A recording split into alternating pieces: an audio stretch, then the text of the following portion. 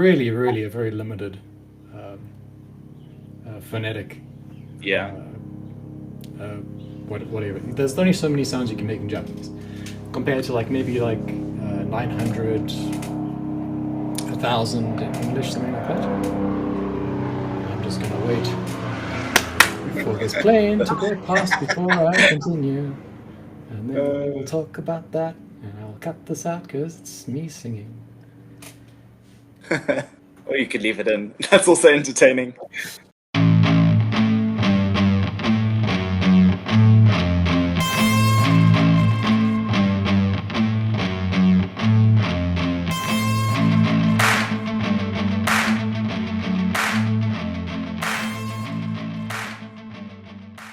Welcome to That Japanese Thing. This is episode 2.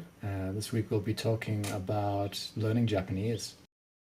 With me today is Dylan and Heyo. Yesh. Hey guys. Hello. How you guys doing? Hi, this how you week? doing? Yeah, not so bad. Just catching up on some really old anime, I guess. Yeah. Is it really old? Well, I started watching Legend of the Galactic Heroes, Indeed. which A great show. 1979, I think. Mm. Surprisingly good animation, considering Gundam is from a year later, and it is awful, just awful animation quality compared to. And amusingly, Gundam was hailed as having good animation in that era. I don't understand it. There's just no consistency in Gundam. Sometimes it feels like someone's, niece is drawing background images from kindergarten. And then you watch Galactic Heroes, and it almost looks semi-modern. Hey, Maybe not that animation style has allowed cosplayers to get away with using boxes to create their costumes for. Yeah, well, Generations, you're gonna indeed. cosplay as the Gundam, I suppose. Sure. So anyway, guys, I've been trolling through the Japanese news, and I came across a interesting story, also related to anime. There is a show called My Darling Dress Up. I can't remember the Japanese title, but it's about Hina dolls and cosplay. Sono You guys- Biscuit Doll. Sure, if I guess that's true. But yeah, it's about this socially awkward guy, as all animes are, who doesn't have any friends, and his parents are dead, and he lives with his granddad, who owns a Hina doll shop. And he's kind of obsessed with Hina dolls, to the point where it's his personal Hina doll is his only friend. But he meets this girl who likes to cosplay, and she sees him sewing in the home home ec class, and ask him to make her a cosplay outfit. And it's a pretty heartwarming kind of fun anime. There's nothing very serious about it at all. I think very easy to watch, very enjoyable. Yeah. And I mean, I suggest everyone watches it, but that's not what the story is about. The story is about the Hina dolls, and this was these Hina dolls were based off a real life person called Suzuki, who owns Suzuki Hina doll factory or something. And so the manga artist went to his factory, and he modeled the character, at least physically after him. Interviewed really? him. I think the shop is a real life location sort of thing. Sure. Although it's not in the same city as the real one is, because the real one, I mean the anime I think is set in Tokyo. Yes, the anime is set in a more Tokyo location. I mean, they go to they go to several Tokyo locations in the anime. But yeah, he's been making a more modern Hina doll, as opposed to the really old, kind of Imperial Japan dress-up kind of things you might associate with that sort of style. Okay. And because of the anime, he's completely sold out of that Really? thing. Yes, within something like a day of the anime going up, completely sold out of his 300 modern Hina dolls. And so I was thinking, wow, that must be great business for him, right? Yeah. But the article I read said he makes 40,000 of them a year, which Oh wow. just got me wondering who's buying all of these 40,000 Hina dolls. dolls. I mean, you kind of hear these stories and you think, oh, this must be artisanal product. Maybe he makes one a week, kind of thing, right? Yeah. No, 40,000 a year is what's sold here. Is more of his turnover. I would assume that recently his sales would have been a bit more limited. But I also know that the Japanese tourism agency goes around Japan buying up stuff from local artisans to put in their tourist traps. Yeah, I was about to say it sounds very much like one of the duty-free shops would stock those kind of things, right? You'd think so, right? If how much would you pay for a Hina doll, though? I don't know actually. That's a good question. I mean, if it's going to be like a tourist trap thing, like you suggest, I'd say more than like $40 is probably too much to be asking people to buy. And these are $480 a doll. I've just done the calculation. That's like just under $110 a day that he sells. So madness. Selling out of $300 is like 3 days worth of. Yeah, I mean, it was the specific one that was in the show, though. I think that is. I get it. Right. But yeah, it's an interesting kind of phenomenon. I think off record, Hesh brought up the fact that this is anime doing what anime does, selling toys. Selling toys. Yeah. Manga and toys, yes. Anime was primarily used as a promotion tool, which is why the early days of anime had so many series that began and never had an end. Because you were supposed to buy the manga to see the end. Yeah, it's the same with Western-style cartoon shows as well, right? Oh yeah, for like sure. G.I. Joe and such. Yeah. G.I. Joe, BattleTech, yeah. All that. And it continues to today with all your Star Wars products. Consumerism. Actually, I started watching. Actually, I'll save that for the end. But we'll talk about it. So, Yesh, what do you have for us?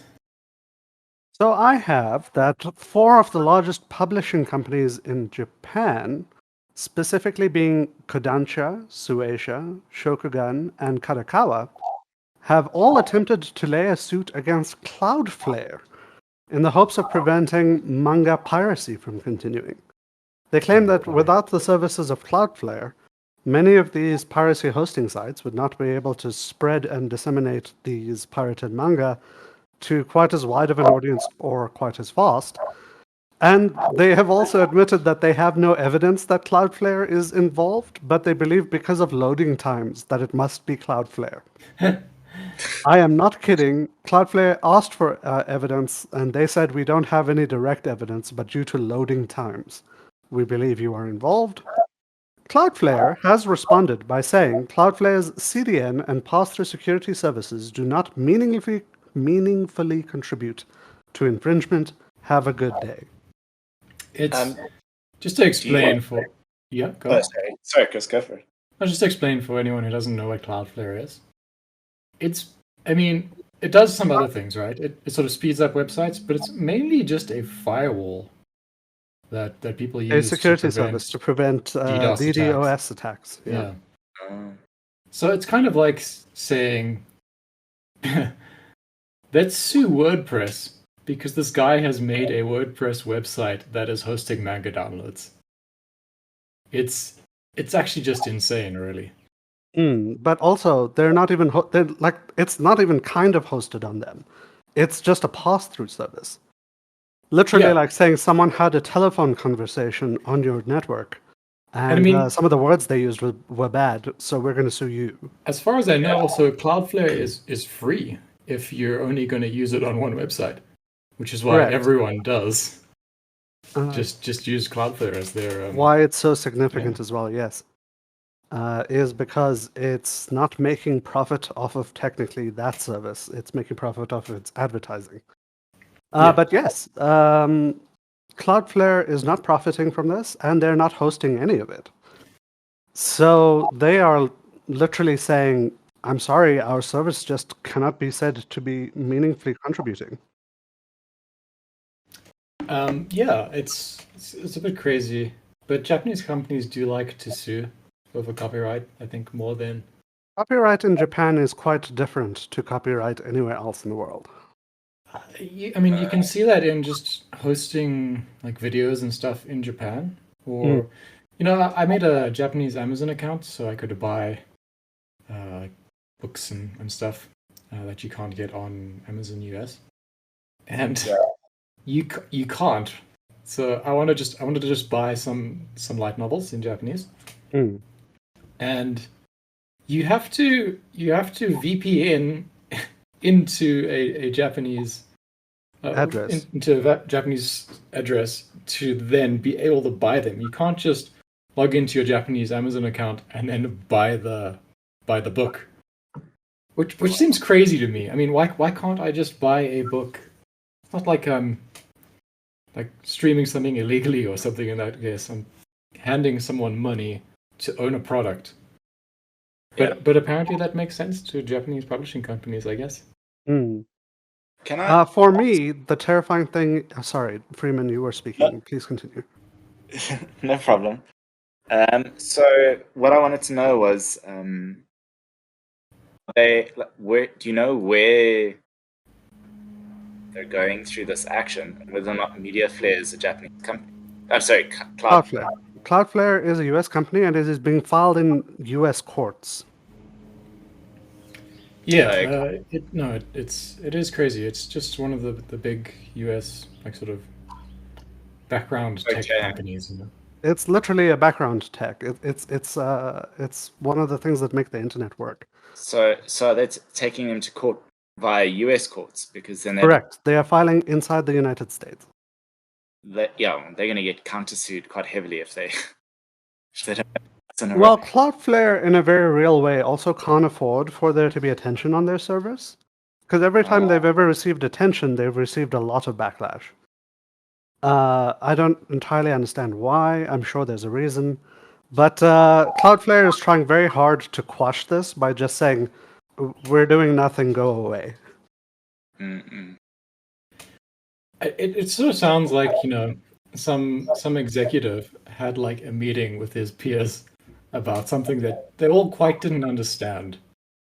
Like someone had brought up Cloudflare to them in like some sort of like meeting and said, "Oh, all these companies that are pirating our stuff are using this service, Cloudflare. If they didn't have it, it would be much harder for them." Oh. And then, without any further to do, they went straight to the lawyers and proceeded with this weird claim. The lawyers were like, "Sure, we'll do whatever you want us to do. Here's You're your." gonna pay us, right? So yeah, sure, boss. It's just this, I can't see a way for this to end well for these companies. Anyway, I don't think anything will come of it. If it does, it'll be 10 years from now, and probably those 4 companies paying Cloudflare a fair amount of money. Yeah, they'd have to come up with some novel justifications for that. But moving on, Dylan, what's your news? Yeah, well, something that's sort of rocking the PC gaming world at the moment, especially for fans of From Software, the developer, as well as the producers Bandai Namco.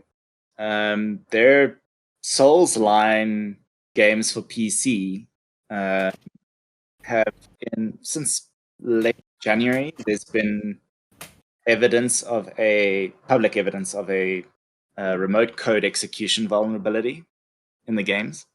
Basically, that just means that when you're playing it, they can use the game to remotely access your PowerShell, which is quite a horrific vulnerability to have in a game. No, it's a remote vulnerability is the worst kind, because a lot of these vulnerabilities that you've heard with like Windows over the years, someone actually needs to get a USB drive into your computer or some sort of cable for it to actually work. But if it can be done over the internet, that's the worst kind. Yeah. So that kind of sent everyone frantic, and So what Bandai Namco have now done is that they've removed. They say PvP, but essentially that's sort of your online services from the game. So they've removed all online services from all of the Souls titles at the moment, and this is jeopardizing or potentially jeopardizing their release for Elden Ring, which it's scheduled to be released. Was scheduled to be released 6 days from now. So on the 25th of Feb was their date, and this game packed up for, yes, help me out here, like 2-3 years. At least 2 years the hype has been building. It was That's announced a massive. little bit more than that, but the hype has really started since they suggested a release date, which was 2 years ago. Yeah, especially because it's now a new game. It's like sort of in the same league as Bloodborne in a way, although Bloodborne is a PlayStation exclusive.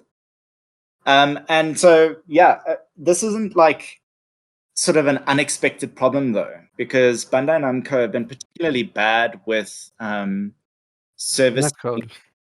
community complaints, specifically for PC predominantly, on hacking vulnerabilities in their games, because you have a lot of, I mean, like for example, a common thing would be that players would hack items that they could leave when either invading or being summoned for the host to pick up, and that item will literally corrupt your saved game file, right? It will completely destroy the entire save, all of your And progress. Bandai Namco have been very sort of quiet about trying to fix these kinds of problems. And now that there's something major, I have to wonder if they acted sort of so decisively only because they've got a major release that is literally on the horizon. I've got to wonder if that's the driving factor here more than anything else. Some of the things I've heard over the years from executives in these companies does make you believe that is probably true. Specifically when it comes down to some profits being made. Yeah, and it's a pity because Yesh and I both love the Soul series games. Many of the FromSoft games, yeah. Yeah, and we love getting to experience the art direction that's phenomenal in those games. And it's sad that this kind of thing has such a negative impact on it. And so those are the facts as we know them, and it kind of goes deeper in that it's been reported that allegedly this exploit was known up to like a month before they publicly showcased it.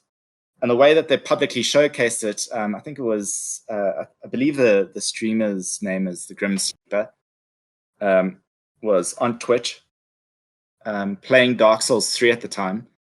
And he had an RCE exploit pulled off on him unknowingly. And it basically crashed his game midstream. There's video footage of this online. Crashed his game on stream, and then the RCE used the text-to-speech function that Windows has to start insulting the player.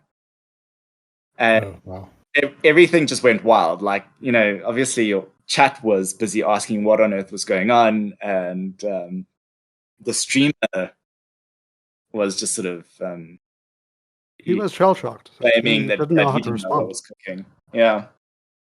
So yeah, I mean, this is the sort of thing you associate with like Grand Theft Auto, I guess. And so there have also been other reports that like some article writers have stated that they're in touch with people that have been researching this exploit, and that they've stated that they will publicly disclose how that exploit is pulled off to force Bandai Namco to fix it. But as of yet, I haven't heard any follow-up on that, so I don't know if that's actually going to happen. I'm a little skeptical about that in particular. But it either way you cut it, it's quite it must be a very stressful time at that publisher and that developer. Well, I hope they sort it out.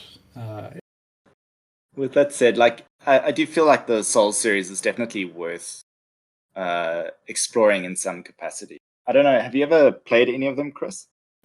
I've seen people do it and decided very quickly that this is Oh no. not a thing I would like to do. So you wouldn't be willing to run through or do a playthrough of I would not like to play a game for 40 hours defeating one boss. I mean, with a little bit of help from Yesh and myself, we could do it. We could do it quite. Honestly, with a tiny bit of help, you'd be surprised at how fun the game becomes. But firstly, let me just say something I think is very important to say. As Dark Souls gained popularity for its difficulty, I feel like there is a very incorrect statement about the kind of people that enjoy the game. People say that the people who enjoy the game are the people who enjoy suffering. Chris, you know Seems me. true. I am a soft person that doesn't enjoy struggle. Oh, I don't know. You enjoy being annoyed, I think. I do enjoy being annoyed to a certain amount, but there's no way I'd slam my face into a brick wall over and over again.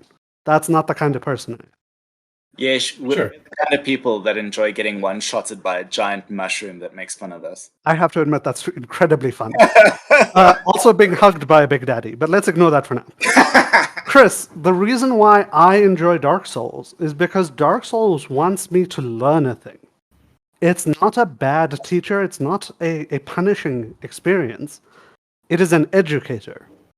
And if you can just learn a little bit, and literally, I promise you, if I could just talk to you while you were playing, the experience is not painful or repetitive if you learn. I would play But it the with game you, does not forgive but you. not because I want to play the game, just because it would be fun to hang out with you. Yeah. Dylan might have a slightly different take on what I'm saying, but I promise you, the game is not trying to punish you for existing. The game is trying to teach you, and it punishes you for failing to learn. That's it. Yeah, not my genre. More of an RTS kind of person. So Yes, Yeah. indeed. I understand. Okay, fair enough. That's it. I mean, I feel like there might be an opportunity to do this sometime in the future. If we gain enough viewers, it might be a popular thing to stream a session or two. It's not Sure. something that I would ever force someone to do because it can get quite frustrating. That's a given. It really can, especially if there's no reason for you to want to do it. That's not a good experience ever. I mean, sure, if you want to do it. And I speaking genuinely of, think that if you speaking can of- get past the first hour and learn the lesson it's trying to teach you in that first hour, if you're not hooked, don't play anymore. Sure, I agree. Speaking about learning things, Indeed. I think let's turn to our main topic today, which will be learning Japanese. Mm. And how it is maybe an impossible task for a lot of people. I mean, me and Dylan have both spent some time in Japan. Yeah. Around doing our various things there.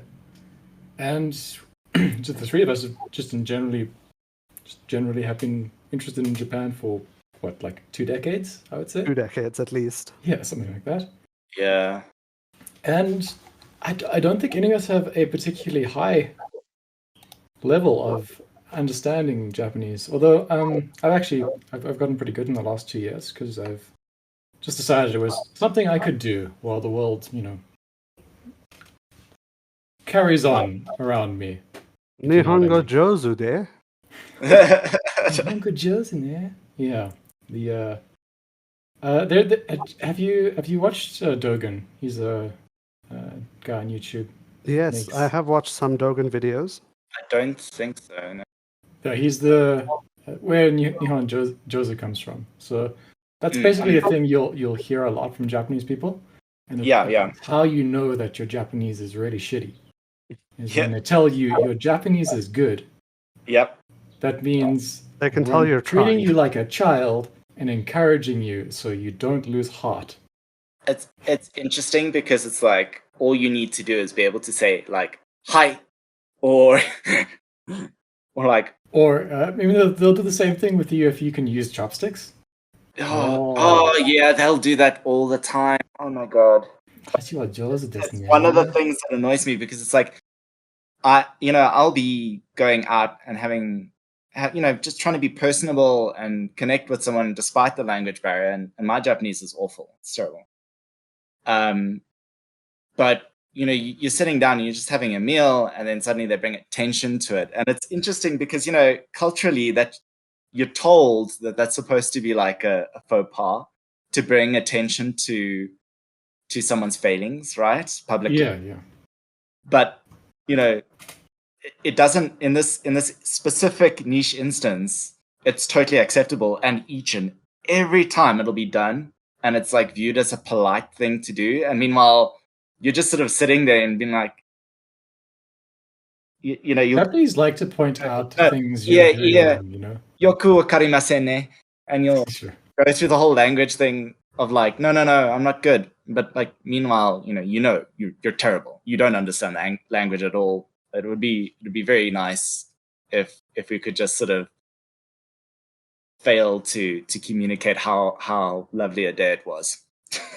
Sure. I mean, I think they just like the idea that you're trying as well. It's a nice thing if you're. No, it is, but it's definitely a self-conscious.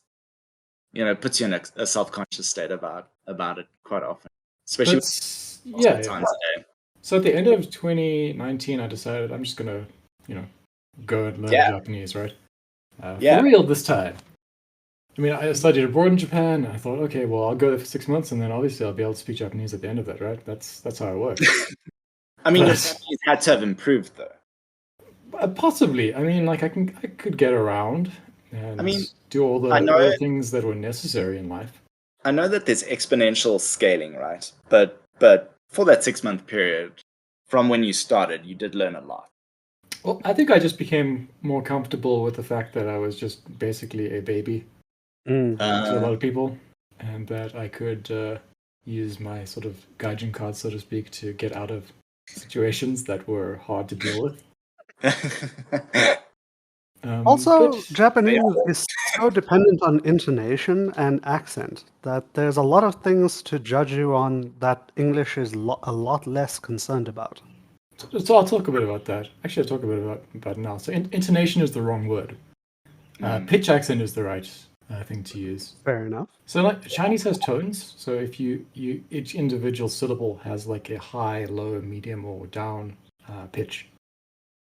Japanese has words for the whole word or part of a sentence that connects to that word will have 1 of 4 pitches, and they're very subtle. So one will start low, or one will start high and then continue flat, or one will go up in the middle, come back down. There's only 4 of them, and it's not important that we go through them or anything. But that is like one of the things that is the worst about Japanese. There's only like 48 sounds, I think, or so in Japanese. So it's like that means there's only so many different combinations you can make in the language to make a different word. So, for example, you have ame and ame, which is both ame and ame. And they're spelled exactly the same way in English and in Japanese, except obviously they have different kanji. One means rain, one means candy, right? And I guarantee no one will have heard the difference in my voice if they are not aware of pitch. But the Japanese people can hear that, and it's very distinct to them because, obviously they grew up hearing it. Yeah. And the problem with Japanese is it's not just there's 2 words and one is up, one is down, and you can kind of tell the difference. You can obviously tell the difference from context as well. People talking about rain and candy will use it in a different sentence, hopefully. But there can be words like that are spelled the exact same way, have the same phonetic pronunciation, that are in fact like 16 different words, and you would never be able to tell the difference if you didn't have the ability to understand what pitch. And even if you could hear the pitch, there's only so many pitches, only 4 pitches in standard Japanese. Yeah. So it's just a difficult language to understand from the get-go because it's so specific to Japan. Yeah. I mean, there's no language around it except maybe Korean that's similar to it. It draws very little from English, except for some loan words, and most of those are used quite differently. Quite a lot of them from German and French as well. some of them you think would be from English, or actually from the original languages as well. Yeah. So yeah, it's difficult because it's complex, because it's simple. If you know what I mean. And I feel like that gives it that quality of, people have described it where they say it's easy to grasp the basics, and there's less grammar in Japanese Yeah. than there is in English. Yeah, and it's insanely difficult to become really, I don't want to say a master, but it becomes really difficult to become. And yeah, there are very few people who are not like either Korean or Chinese who have become very good at Japanese. Yeah. And even then, it's very easy for Japanese people to tell, okay, these people are not natives because they don't have the right, they would say intonation, right? But they mean they don't have the right pitch. They're not using the words in the right way, exactly as a Japanese person would use them. Yeah. And I mean, I don't think that's super important. As long as you can be understood, that's probably the main thing in a language, right? As long as you can meaningfully communicate to someone, then it's not. Yeah, I mean, I think for like easily for 99% of your, what you would need it for, sure. But if you wanted to blend, it's a bit of a problem. Yeah, 100%. Not that that's possible for a lot of people, but if you were Korean or something, it would be, I suppose. But so yeah, let's just go through the various aspects of learning Japanese and Sure. how it is achievable. So at this point, I've been going through like a learning process since 2019, and I don't need to. I mean, I don't watch anime with English subtitles anymore. I don't need to, because I can understand what's going on. Yeah. I did switch to watching with Japanese subtitles because I learned how to read kanji, which was quite a process. Yeah, I mean, it's a whole other aspect to a whole other dimension to this problem, and it's something that you can't separate at the level you're talking about. You can't really separate it out. Yeah. I mean, my Japanese is not great. I can't like have a full conversation or anything. I could have like a baby talk conversation. Yeah. But I can understand what people are saying.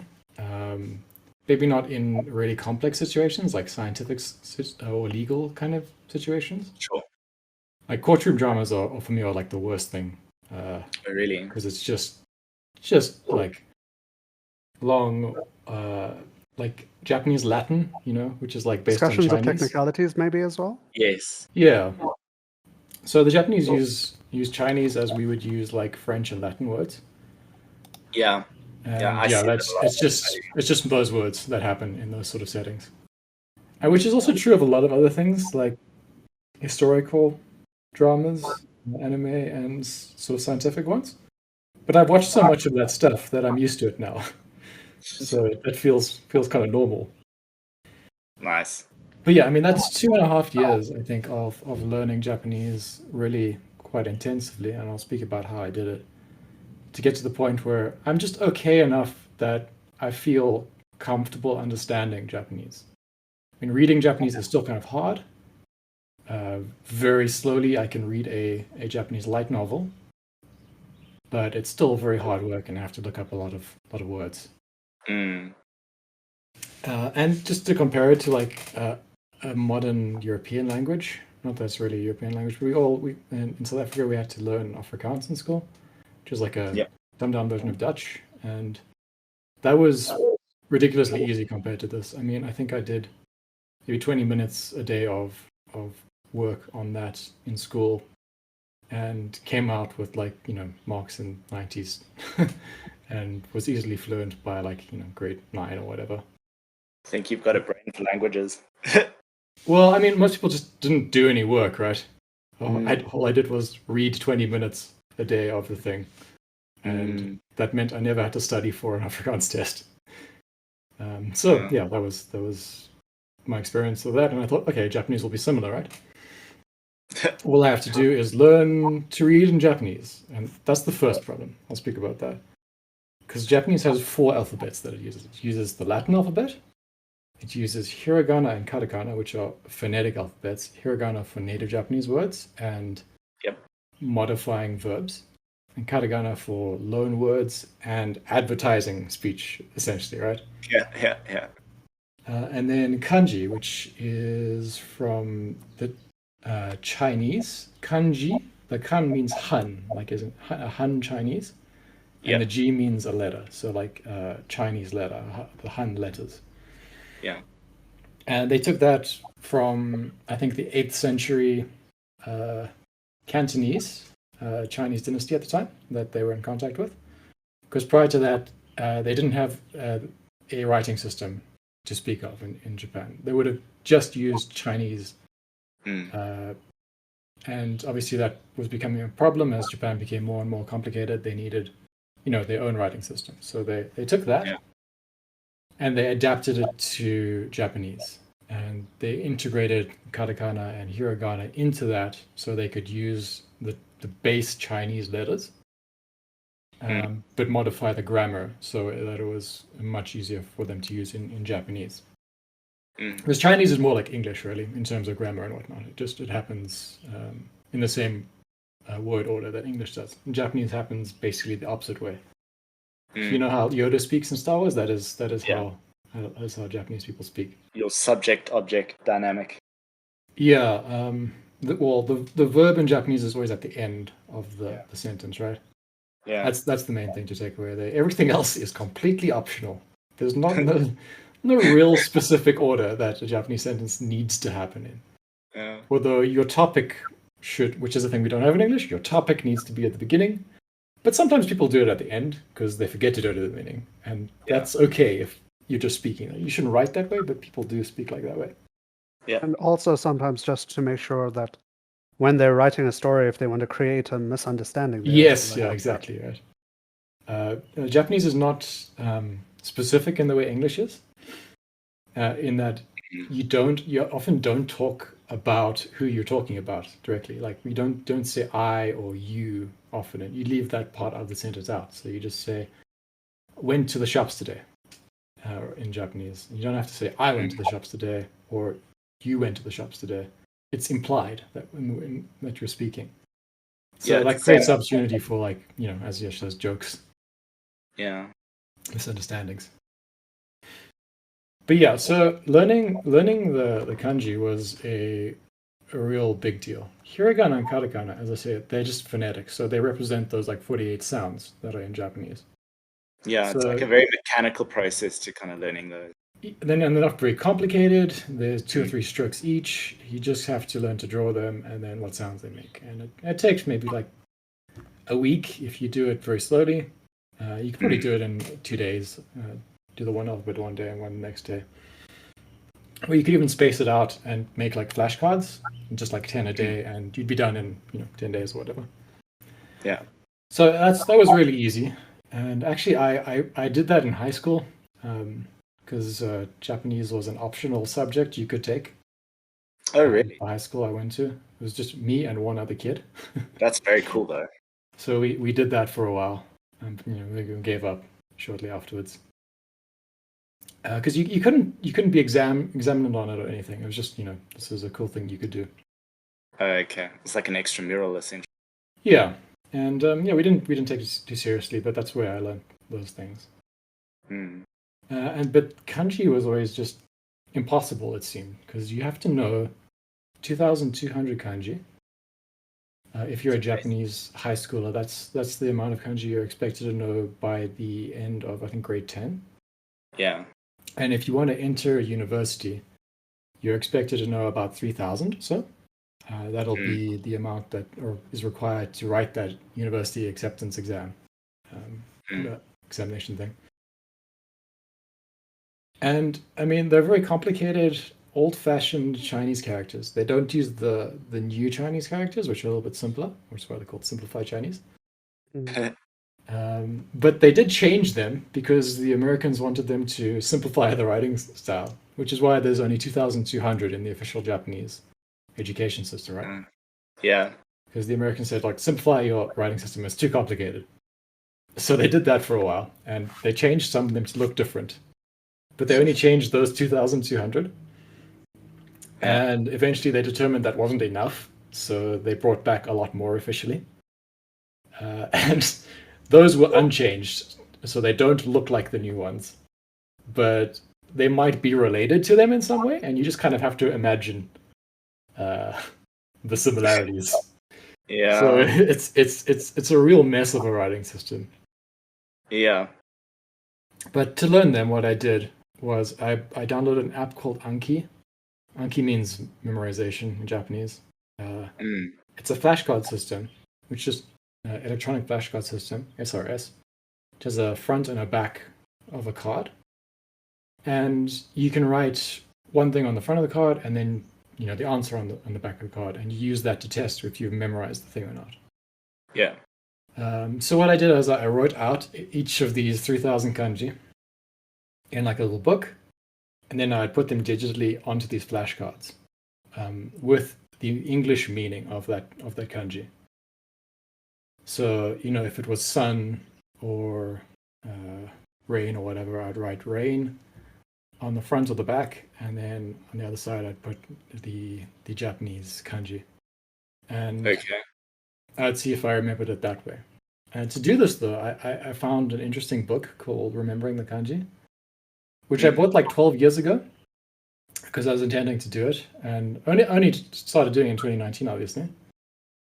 But yeah, it's just this kind of weird old American preacher who works in Japan now, and like his method for learning kanji. He also did it for the Chinese alphabet. It's a really good system. He's a bit cringy because like he does bring like religion into it, like as much as he possibly can, right? Oh yeah. Yeah. But his system is like these kanji are made up of smaller components. So we're going to learn all of these basic components like sun, moon, flesh, legs, da da da da da, and these are all the basic radicals of the kanji. And then you assemble these parts into the bigger kanji. And to memorize that bigger kanji, you make a story using those components. So if you have sun and moon together, that means bright, right? Yes, yeah. Or if you have 3 suns together, that means like shining or whatever, Akira, So, and it's like a fantastic method because you just associate a little word story in your head with that thing, and if you forget what the kanji means, then you just recite that story and help yourself memorize it. This took me about 4.5 months to do with the 3,000 kanji. He has 3 books, right? So he's got one for the Japanese basic one, the 2,200 kanji. Yeah. And then one that explains all of the kanji in like a more technical way, and then a third one for the additional university level one. So you can just do 1 and 3. You don't actually need to do the middle one. Oh, okay. But if you want to know more, it's probably a good idea to just read through the middle one. Yeah. Yeah. And yeah, by the end of that, you have the basic foundation of the ability to read Japanese, except that you can't phonetically pronounce any of the words you can read. But you sort of have an idea of like what the meaning of the words are. What the meaning is, yeah. Because you've associated a keyword with that kanji, and then if you see it, in a book, or if you watch the subtitles of an anime, and you see that kanji and you hear what's spoken, the spoken version of it is, then you just okay, that is how you say that. Oh, that's what that means, and I understand by context. I follow, yeah, and that allows you with Japanese subtitles to kind of learn the phonetic side to it. Yeah, and I think it's an efficient way of getting the language in all in one package. So if you can hear what the person is saying in authentic Japanese, you can read along with it. So then you associate the written word with the spoken word, and you get an idea for the context of the language and how it's kind of naturally spoken. So that's what I've been doing. So I learned how to read, and then I just got basically anime or drama on use Netflix, and then I just watched that with the Japanese subtitles. And when I don't understand a word, I pause it, I capture the sentence, and then I make a flashcard with that, and I use the audio Actually, you make a little video and put that Yeah. into the digital flashcard. Oh, So, okay. so I'll look up. I'll just hit a card, and it'll bring up a word with the example sentence, or just an example sentence. Depends on what kind of card I want to make. And then if I know the word, tap it, go into the back, and there's an audio file there that plays and sort of reminds me of the scene and the context of it. And then it gives you these 4 options on the bottom right. Yeah. Like one is fail. I didn't know the card, so fail, and then it shows you the card again immediately, and it resets how long of a gap there will be between the time you see that card next. But if you succeed, it'll say, is it easy, was it good, or was it hard, right? Yeah. And you can choose one of those options, and hard will show it again sooner, good will show it again at the normal rate, and then easy will fling it far forward into the future. So you only see it again in a while. And supposedly Anki has a system where it brings the information to you just before you're going to forget it, which reinforces the memory. But in my experience, it's not necessarily true. Yeah, you see, there are 2 ways that I can think of to achieve that. The first way is you do like basically an averaged approach. So you have, and you can do this with their system. You've got so many users, and that's providing you data as to whether or not they're getting it right and how right they're getting it. And I think it's based on some Swedish observation by a scientist, like in the 80s or 90s. And I wonder if there is some sort of relation to Japan because its name is Japanese. Maybe that is what it was originally used for. Yeah, no, that's a very static approach if they're only using like a one-source data set. The other way of doing it, obviously, is machine learning for the individual, but that would take consistent use of the product using like a baseline first, and then slightly shifting that baseline towards your requirements. So I understand what you're saying, right? And there are SRS apps you can download that claim to do that. But because you have those 3 options, or those 4 options, right, it's not necessary. Because if you fail it, then you'll see it again immediately. And if you don't fail it, then you'll get a feeling for if you failed it, if you just passed it, you passed it well, or if you passed it really well, right? There you become the artificial intelligence. Exactly. And so it's not necessary. I mean, it's learning how to use the algorithm is good enough, and you can go into the settings and you can change that algorithm to suit you if you want to. Yeah. But it's got because it's completely open. You can do whatever you want. It's based on HTML, so you can make it as fancy as you want.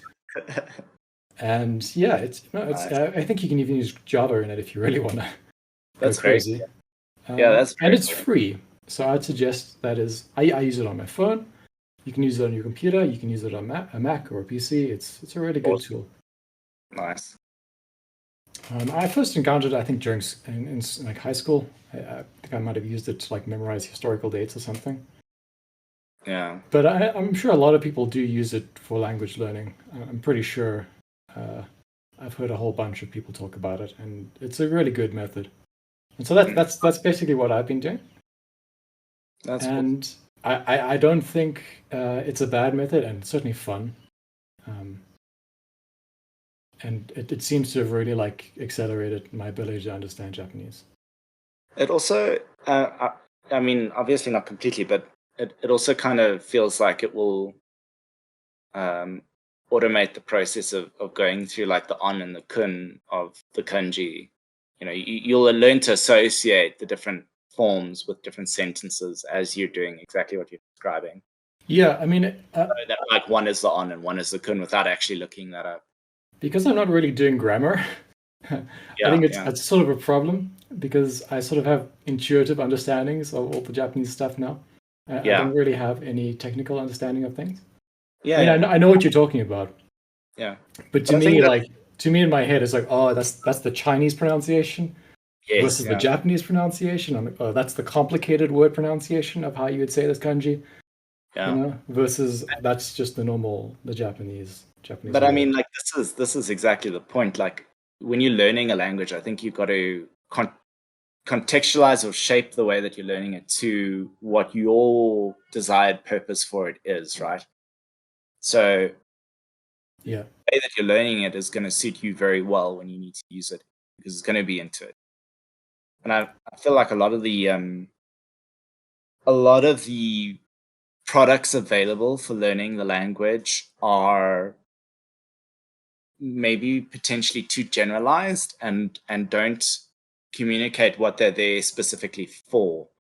A lot of the a lot of the products will give you very, I mean, they I think formal is the wrong word, but it's the closest that I can think of, but very sort of robotic language to use, that isn't natural, and actually you're not going to see or hear rather used in a flowing conversation, or very seldomly you're going to hear it, unless someone else who's taken that same product uses it. I think that's one of the main failings that I find with a lot of, those kinds of products. Yeah, no, I went back to university briefly, not actually the one, just to a university here in South Africa to do a Japanese course in early 2019, and it was a joke. Which is what got me started on the whole thing, because I'd gone through some of those textbooks, right? And I'd learned basic Japanese, intermediate Japanese, advanced Japanese, and it was all just what is this actually teaching me? It's teaching me how to say "Kore wa pen desu ne." This is a pen, hey? And it's not teaching me how to talk about giant robots with otaku, which is what I wanted to do. And it wasn't enabling me to understand really complicated, like colloquial Japanese. So in that sense, it's bad. If all you wanted to do was have a very polite conversation about where the bus stop is, I mean, it's perfectly fine. Sure, 100%. But I think it is misleading because some of these books will be like, teach yourself advanced Japanese. After this course, you'll be able to have advanced conversations in the Japanese language.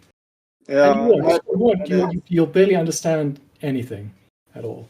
And You might have a grasp of grammar, which is something I'm bad at, and I think I do need to get better at. Yeah. Because I don't really understand a lot of the passive conjugations of things. I mean, I sort of, I get the meaning, but I'm not entirely sure why, someone is conjugating the verb that way sometimes. Yeah. And that's something I think I can't pick up just from context, or I would need to spend a lot more time than I am around that sort of context before it became a natural thing for me to understand. See, I just feel like if for example, what you wanted to do was go over to Japan, travel and get to experience culturally what's going on, and you wanted language to back you up in that, doing one of these, and you get some that are better and some that are worse, but these language programs isn't really going to get you that. You won't be able to go to like a 300 yen bar and get to meet people, of different backgrounds and have good connections with them, even if the language level is low, right? This will only let you do exactly what you're saying, is sort of very robotically go through statements that don't really hold much application to what you're doing. Yeah, you're going to get a lot of, Nihongo jouzu desu ne. You can get a lot of that. People are going to be... Language is a big barrier in terms of personal connection. If you can't speak the language, you're not going to connect with a lot of people there. It's just not going to happen. There's people who have lived in Japan for like 30 years, and because they only exist in the foreigner bubble, they have terrible Japanese. Yeah. And I think unless you actively try to improve it, because it is such a different language than English, or any other European language, you're going to have a really difficult time. I think it's not German, it's not French, it's not something you can learn in 6 months. And the other thing is, a lot of the media content that you get for it isn't the way that Japanese people would normally talk. It's not the way that how do like, for example, if you watch a lot of anime, you're going to be coming back with a lot of odd ideas as to how to hold a conversation with. I think you're going to say a lot of rude things if you which don't think outside about of like a very specific niche, like if you're in Tokyo and there's some like like alternative punk type people, you might have slightly better success Oye, than Kisama! than your average person. Typically, your average person is actually going to start running away from you, in my experience, if they feel like they're going to be put into a very odd, awkward social situation. I think the thing is, if you watch like a whole of a lot of anime, it's fine because every character has a archetype of the way they speak. That's how Japanese people write. Yeah. It sort of describes the personality. Like, this is the polite person, this is the slang person, this is the person from, Kyoto or whatever. Yeah.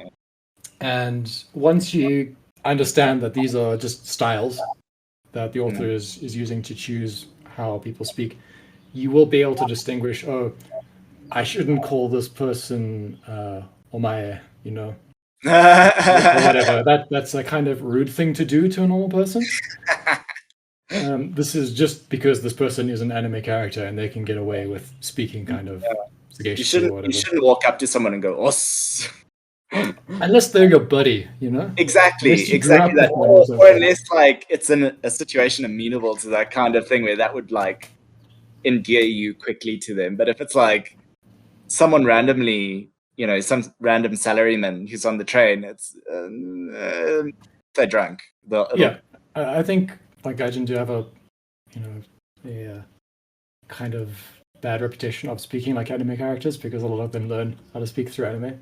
I'm not suggesting it's a bad way of learning it. I think if you're aware of the tropes and that you might be speaking a bit strangely, and you'll sound like an archetype if you use it in a certain way. Yeah, or if you learn it in a certain way, you're going to sound like an archetype. Exactly that. Yeah, people in the language community suggest you maybe want to pick a normal Japanese person to emulate. Yes. Yeah. So you could find someone on YouTube or a radio talk show host that is maybe the same age, same gender as you, and listen to how they speak, and then understand why they speak that way, and then emulate their speech patterns. If you want to sound more natural, anyway. Yeah. If you want to sound like a samurai, from a weird cyberpunk setting, that's perfectly fine. You do you. Or like a shonen character. If all you watch is shonen, you're gonna sound like a shonen character. I went to university with a guy from Chicago who wanted to sound like a samurai.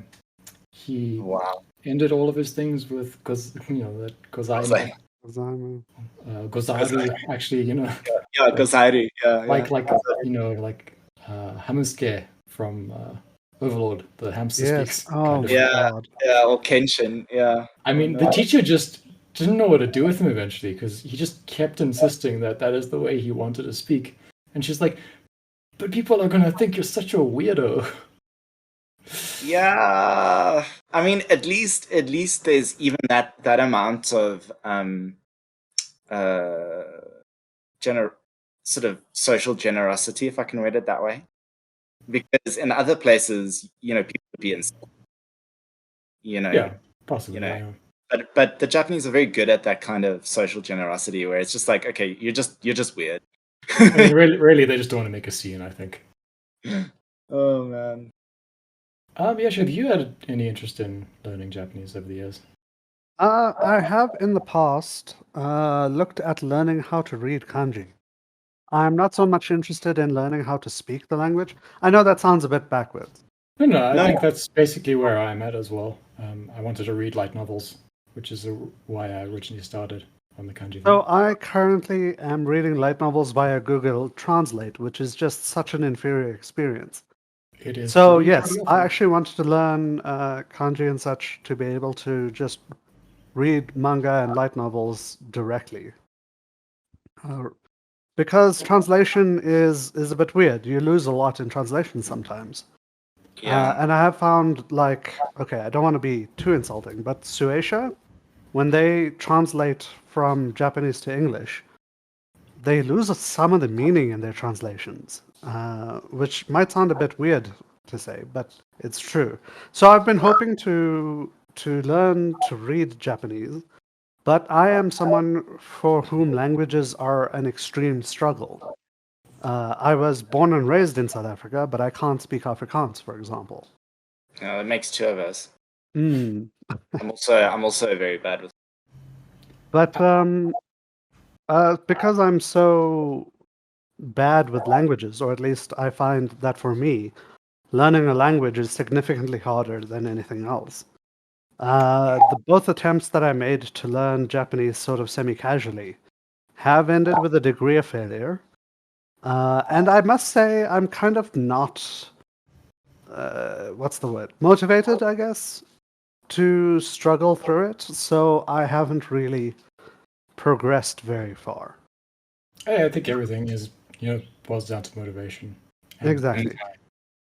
I think if you just, were motivated and then you set aside some time every day to learn, it wouldn't be a problem. Eventually you'd get there. I mean, that's basically how everything in life works. I suspected that that's true, but I will say I do struggle with languages a very great deal. Yeah. I'm sure I could get there, but it would take me 8 to 16 times as long compared to you, for example. Doubtlessly untrue. I think your brain, everyone's brain is basically the same brain, except maybe in terms of quality it's different, but the way you learn is the same. Your brain automatically acquires languages because that is what the human brain does. With enough exposure, I'm sure that's true. Yeah, I mean, none of us had to learn English, right? It's just something that happened.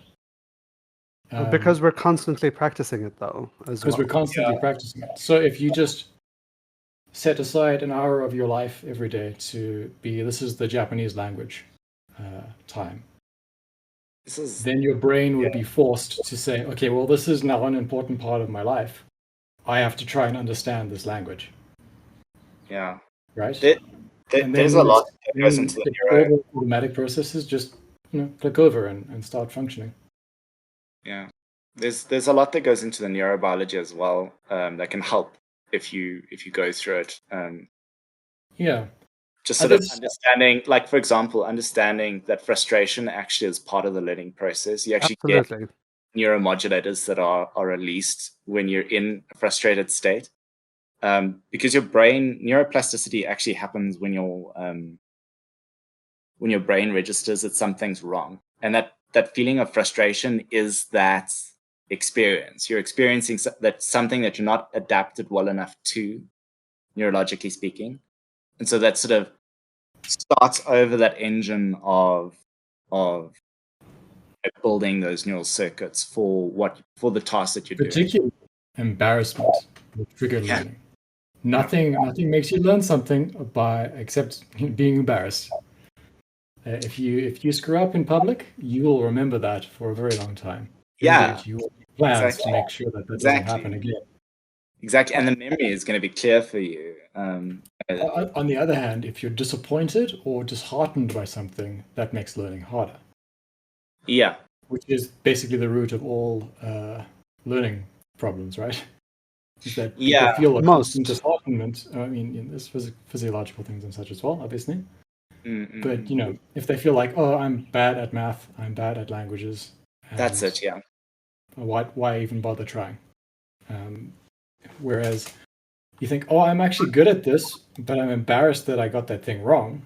That's sort of positive because it encourages you to be right the next time, to show that it was just a mistake or something like that.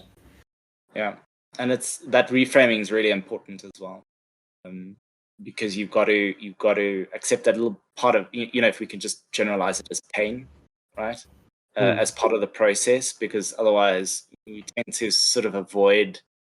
You come across that wall or that challenge, and then because there's that disappointment or frustration, very often we stop, right, and then deviate off. But I do want to say you need something to be working towards. I think that's also an important element. If you you gotta have a reason why you want to learn the thing. I don't want to say like learning kanji might be the most singly challenging academic things I've ever done. You know, theses and master's degrees notwithstanding, it was hell for a few months. Yeah. But I had an end goal. I knew how many kanji I wanted to learn and what was necessary. And then thereafter, if I encounter one, I'll just learn it as I want. But I wanted to get through it in a certain amount of time, so I could go and watch anime with Japanese subtitles. Yeah. But it destroyed my mind for like 4 months. I had was making 25 flashcards of kanji a day. I had hundreds of reviews to do every day of those kanji, and to try and remember them, it was hell. It took like 2.5 hours out of my life every day. And generally that happened in the evening because I have other things to do during the day. Yeah, yeah. But getting through that was a huge sense of achievement, and such a relief as well coming to the end of it. I mean, I really encourage people to do something. Perhaps I wouldn't go hardcore like that. It was exhausting. Can I ask, when you guys come across a kanji that you don't know, but you want to find out what it means, like, do you guys go to Jisho for it? No, I mean, I've just got an app on my phone called Iniwa. Yeah. It's for Apple, but I think there's a similar one. I can't remember what it's called on Google, and it's got basically every electronic kanji, which is like actually 54,000 of them or something like that. So it's impossible to know all the kanji. But it will tell you actually if it was part of that book. That's one of the things that I used to learn things. So it'll tell me if I've already learned it from that book. Or it'll tell me if it's from a different listing, and all these various other electronic code things. Okay. So I'll be like, okay, I haven't seen this because it's not part of that thing. Let me add it to my new kanji deck, and then I'll just apply the same process, right? So I'll go, okay, this means musubu, to mudder. And, it has these various radicals, element parts of it. So, it's got a mouth and da-da-da-da-da-da, and make a little story. And that means mudder. Mm-hmm. That's just how I do it. Simple as possible, least amount of time. And then if I get it wrong, I don't care. I just press wrong, and I'll see it again until I get it right. And I get things wrong all the time. And part of learning is just pressing the wrong button. Because if you get it wrong, it brings it up again, and eventually your brain will see it enough times as to it just being this thing keeps happening to me, so I just better learn what it means, right? Yeah. See, I need to often. I don't have the ability to copy paste the actual character in. I've got to from a picture kind of go through either the the method I often use is through radical use to try and decode what it is and what it means and what the sounds and phonetics are. Yeah, and that'll only work for a while because sometimes it's just not related to anything. For example, often you have the mouth radical before a normal kanji.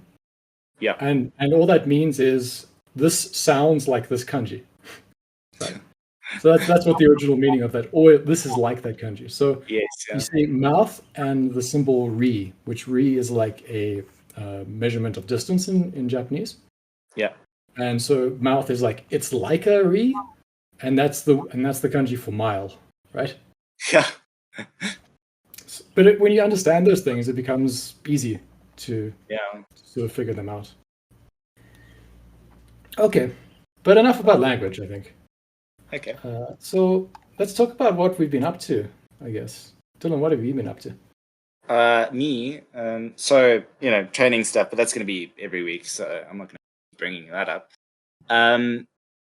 This week, what I've been doing is I've started 2 new manga. I've started, they're not new. I've started Exterminator, which I'm enjoying. It's isekai based, ironically, but the premise of it is that the character decides that he's going to do what he did as a vocation in his previous life, which was as an exterminator, someone who removes pests. Okay. And within the first chapter, he already like out levels everyone in the town simply because no one's caught on how to actually do this. So there would be a rat problem, and there'd be like your guild would have a the board would have a quest to go and eliminate the rats. And typically speaking, people would like just beat on the rats and They'd go down in the sewers and physically hit each rat with a stick. yeah. So the guild So, quest was for like 5 rats, you get XYZ cash. That's it. Yeah.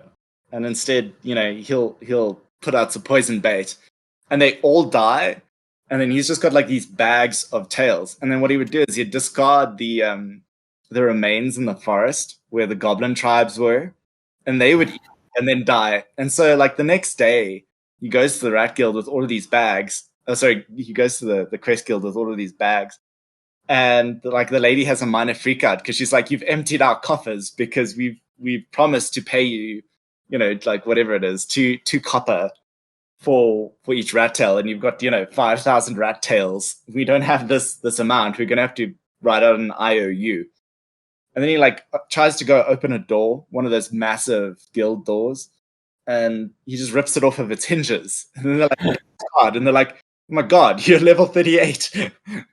So it's quite interesting. And as it progresses later on, it gets a nice sort of a level of complexity to it, where the person's just trying to see the world, and he's not really interested in going about things like how everyone else is going about. He's not an adventurer. Exactly. He's a sightseer.